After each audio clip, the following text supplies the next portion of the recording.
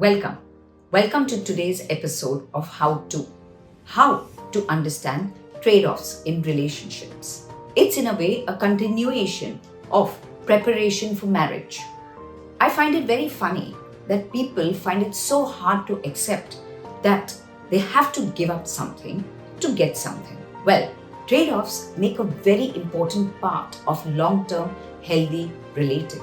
And one must ask oneself what one is willing, can, and will be happy to trade off with and for their partner so that the relationship is a healthy, loving, and long-lasting one.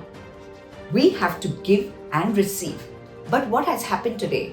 This entitlement behavior of many people who have been brought up in their homes as princes and princesses is that they have never been taught to accommodate, collaborate, adjust, or in simple terms, compromise for another.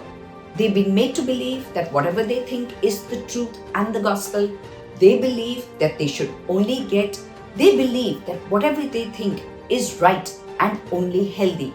What they forget is diversity, individuality, and differences exist.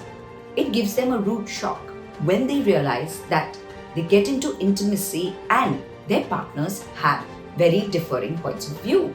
That what they thought until then is possibly not really what life is. In fact, let me go further and say that even in this so-called unconditional love between parent and child, there has to be trade-offs, tweaks, and adjustments between both the parent and the child. Otherwise, the parent starts feeling being taken for granted, or if the child has compromised too much, resentment begins to develop. Then the emotion of duty rather than love, unfortunately, depicts that relationship. So it is important for you to first ask, what are the trade-offs that you know you can and cannot make? All actions lead to only two consequences. Either we bring pleasure to ourselves or we bring pain. You need to sit with yourself and ask, are the trade-offs that you are making going to make you feel worse? And if that is so, I think you should know this before you venture into the journey of long-term relating. 2, you need to ask if what you're going to do is going to make the relationship unpleasant, hostile, and resentful. That means you're possibly compromising a bit too much.